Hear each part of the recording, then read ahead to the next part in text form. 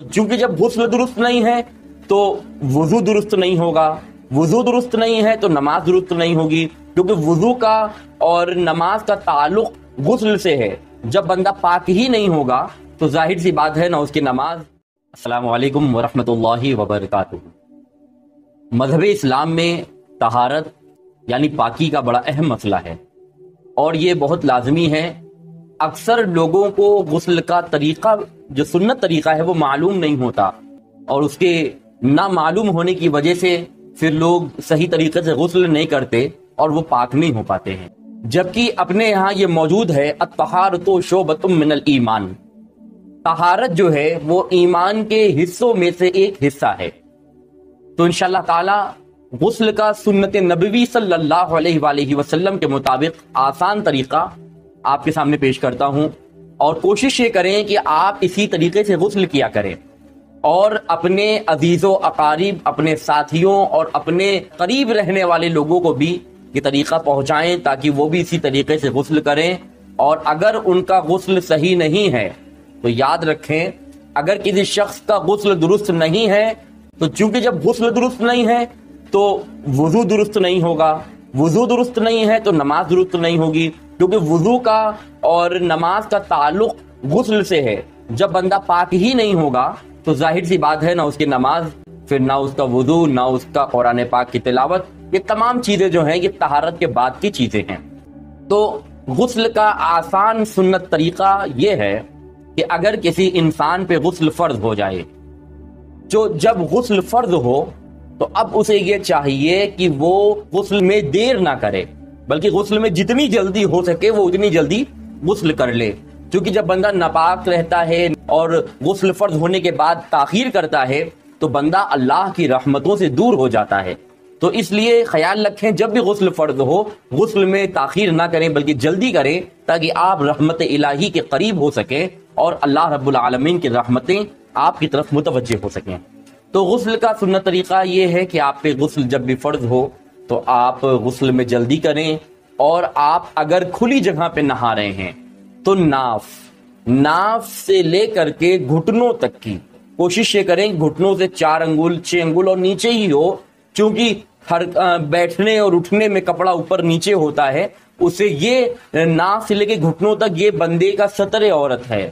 مرد کے اوپر لازم ہے کہ وہ اتنا حصہ اس کا ہر حال میں چھپا ہوا ہونا چاہیے۔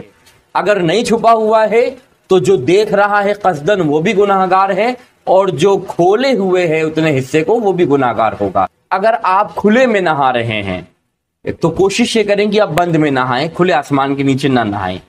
کھلے میں نہا رہے ہیں تو ناف سے لے کر پیر تک، پیر کے گھٹنوں تک آپ کا ڈھکا ہونا بہت ضروری ہے۔ اور آپ بند میں نہا رہے ہیں تو آپ اگر ایسی جگہ پہ نہا رہے ہیں جو آسمان کے نیچے کوئی پردہ حائل ہے اور ارد گرد کو دیکھنے والا نہیں ہے تو آپ پورے کپڑے اتار کے بھی نہا سکتے ہیں۔ تو اب جو نہانے کا پانی ہو، اسی کے ساتھ ایک مسئلہ بھی میں بتا دے رہا ہوں۔ اگر پانی میں کوئی جگ پڑا ہوا ہے یا کوئی ڈونگا پڑا ہوا ہے یا کوئی ایسا سامان جس سے آپ پانی نکال کے نہاتے ہیں، تو اگر آپ کا ہاتھ اس پانی میں ڈوب گیا یا ہاتھ کا ناخن ڈوب گیا تو اب وہ پانی مائی مستعمل یعنی استعمال کیے ہوئے پانی میں شامل ہو جائے گا۔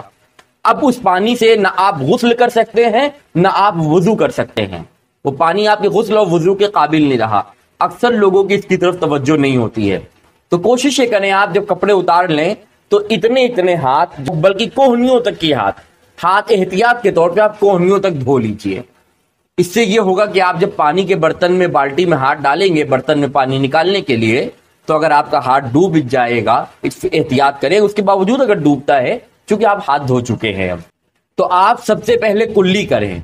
اگر روزے کی حالت میں نہ ہو تو غرارہ بھی کریں، اور کلی اس طریقے سے کریں کہ منہ کے کوئی بھی حصہ ایسا باقی نہ ہو۔ ظاہری طور پہ دانت جو ہمارے ہیں اس پہ پھر انگلیوں سے ہاتھ بھی پھیر لیں، ہے نا، تو اس طریقے سے انگلیاں پھیرنے کے بعد پھر آپ یہ کلی 3 مرتبہ کریں غرارے کے ساتھ، ہے نا، اور غرارے میں خیال یہ رہے کہ یہاں تک کہ پانی کا جانا ضروری ہے۔ پھر آپ 3 مرتبہ ناک میں پانی لیجئے، اور ناک کی یہ نرم ہڈی جو ہے یہاں تک کی پانی جانا ضروری ہے۔ تو آپ اگر 2 بار میں، 3 بار میں، 4 بار میں یا 5 بار میں، 10 بار میں اگر وہاں تک پہنچ رہا ہے تو وہاں تک پانی پہنچانا اشد ضروری ہے۔ اب اس کے بعد جہاں آپ کے نجاست لگی ہو، کوشش یہ کریں کہ کلی اور ناک میں پانی لینے سے قبل ہی اس کو دھو لیں اگر وہ دکھ رہی ہے نا۔ اگر وہ نجاست سوکھ گئی ہے تو اس نجاست کو آپ پورا دھل دیجئے، اور کلی کرنے کے بعد بھی اگر آپ دھلیں گے تو بھی کوئی مسئلہ نہیں ہے۔ تو اب آپ نے اس کو دھل لیا، پھر سیدھے کندھے کے اوپر آپ نے 3 مرتبہ پانی ڈالا ہے نا، پھر الٹے کندھے پہ 3 مرتبہ پانی ڈالا، پھر سر سے پانی ڈالا، پھر صابن وغیرہ جو بھی استعمال کرنا ہو آپ نے استعمال کرا، پھر سر سے لے کر پیر تک کی اس انداز میں پانی آپ کو ڈالنا ہے کہ جسم کا ایک بھی رویا ایسا باقی نہ ہو جس پہ پانی بہہ نہ چکا ہو، ہے نا۔ تو یہ غسل کا سنت طریقہ ہے۔ اب پھر انگلیوں میں پانی ہاتھ میں لے کر کے کانوں میں پھیر لیں، ناک میں کی جگہ پہ پھیر لیں، ہے نا۔ تو یہ غسل کا سنت طریقہ ہے۔ اگر آپ کے بال بڑے ہیں یا داڑھی ہے تو آپ یہ خیال رکھیں کہ سر کے بالوں میں سے ایک ایک بال کے اوپر سے پانی بہہ جائے، اور داڑھی ہے تو داڑھی کے ایک ایک ریش سے پانی بہہ جائے۔ اگر جسم کا ایک بھی رویا سوکھا رہ گیا تو غسل جو ہے وہ ادا نہیں ہوگا۔ تو جب غسل جو ہے ادا نہیں ہوگا تو پھر آگے وضو ہے، پھر نماز ہے، تو یہ سارے مسئلے جو ہیں پھر رہ جاتے ہیں۔ تو لہٰذا غسل جب بھی کریں تو سنت طریقے کے مطابق کریں۔ اگر ایک انسان دریا میں ہی کیوں نہ ڈبکی لگا لے، ہے نا، اور پھر غسل کی یہ جو سنتیں ہیں اس کو ادا نہ کرے، غسل میں جو چیزیں لازمی ہیں، کلی کرنا، غرارہ اگر روزے سے نہ ہو تو غرارہ کرنا، ناک میں پانی ڈالنا، یہ تمام چیزیں غسل میں ضروری ہیں۔ اگر آپ نے سمندر میں ڈبکی بھی لگا لیا اور غسل آپ پہ فرض تھا اور آپ نے کلی نہیں کری اور آپ نے غرارہ نہیں کرا، ناک میں پانی نہیں ڈالا، تو ظاہر سی بات ہے تو مسئلہ پھر آپ کا یہ آپ اگر پتہ کریں گے تو پھر یہی کہا جائے گا آپ سے کہ غسل نہیں ہوا آپ کا۔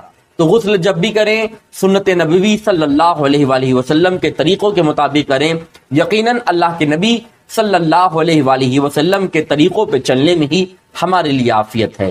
تو غسل کا یہ سنت طریقہ آپ اپنے تک محدود نہ رکھیں، اوروں کو بھی بتائیں۔ اللہ تبارک و تعالی ہم سب لوگوں کو نبی کریم صلی اللہ علیہ وآلہ وسلم کی سنتوں کے مطابق زندگی گزارنے کی توفیق عطا